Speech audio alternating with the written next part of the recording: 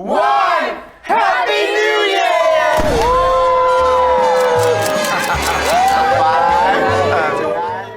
For all the fun, join the Geek Legion of Doom. Yeah, come join us. It's gonna be epic.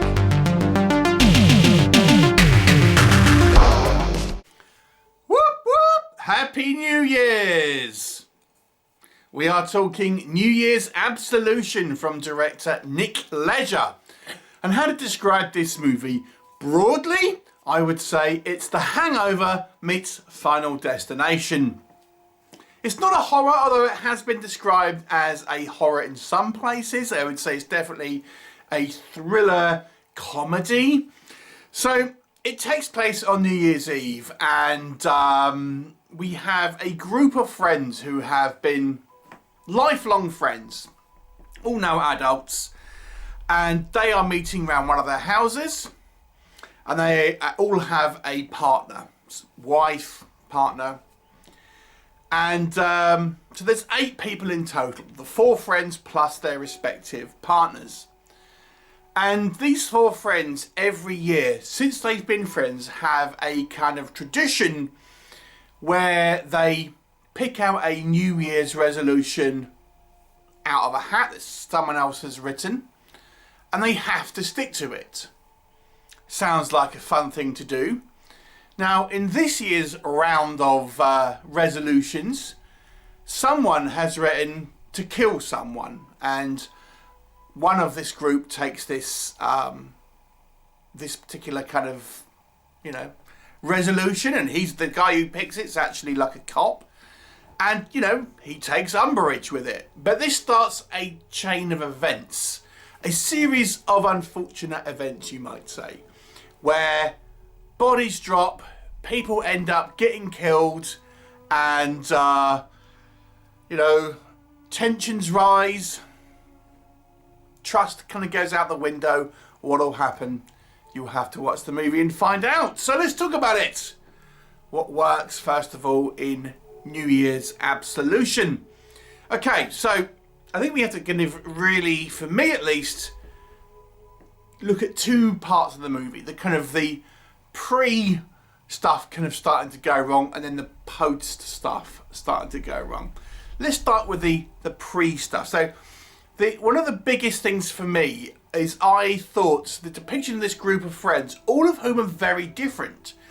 So they make the point of having a very different group of friends. One of them is like OCD, one of them is like super fit but was at some point kind of overweight.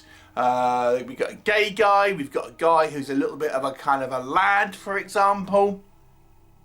They're all very different, but they genuinely seem friends. The way these guys interact, they're sort of, they're acting, and the way that these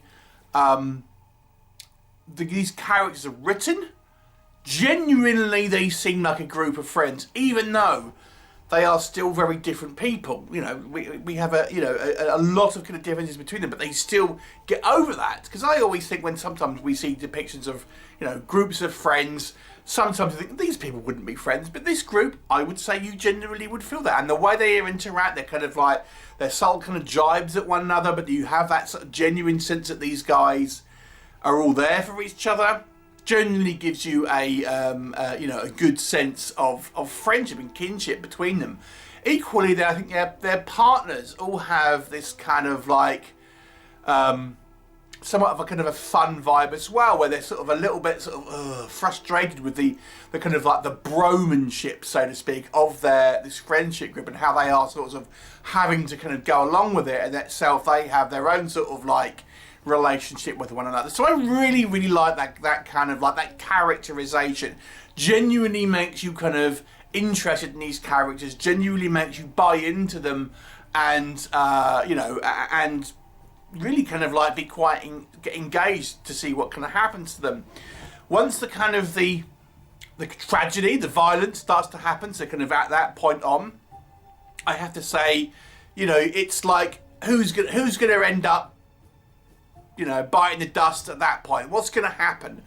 So, you're inevitably waiting for the next thing to happen. So it's almost like a kind of like a dark farce where, people are they've been drinking, they've been taking drugs, the kind of like, you know, tensions are high, people are panicking, and inevitably bad decisions are made, and kind of the night keeps getting worse and worse and worse, and a variety of circumstances and choices end up becoming, you know, pretty horrific, and you're just waiting for the inevitable shoe to drop, and you know what will happen, because there's a variety of different way these kind of characters are ended up sort of taking out. I mean, it's not a horror film, but one critique of horror films, or one plus point, depending on how it goes, is like, is there variety in kills? When you have a slasher movie, is there variety in kills? And there definitely is here. So there's all sorts of ways that, you know, people end up kind of losing their lives in this movie.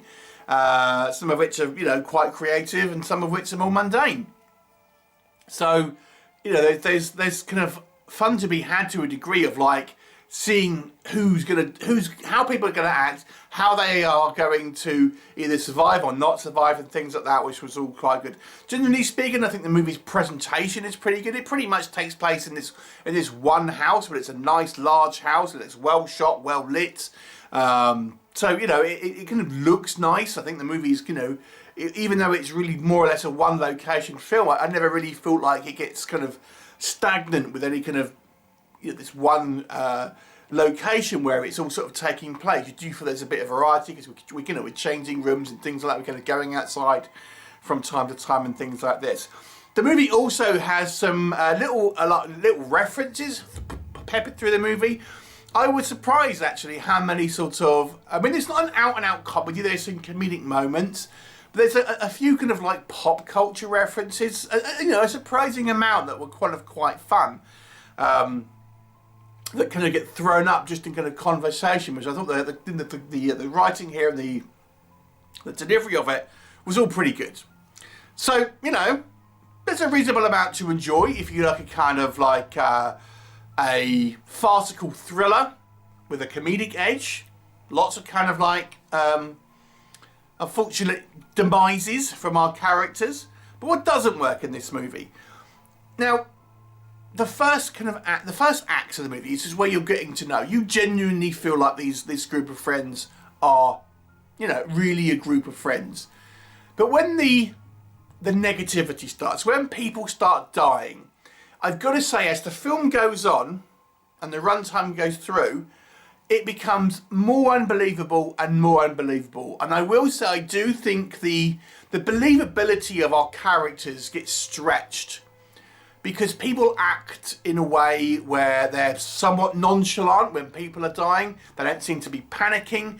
There's some incredibly bad decisions that are made, and I think the movie tries to justify, for example, why they're not kind of calling the police, because, you know, a couple of them have been taking drugs and they don't want to get, you know, caught, so they sort of they're trying to think of a way to kind of overcome it, and I understand that to a degree. But genuinely speaking, I think the having just to come clean about it, because you know, it's ultimately the first death is caused by an accident. It really would have been far less of a degree of consequence than you know, even kind of trying to kind of like cover it up to before we get into any like second, third people getting killed, etc.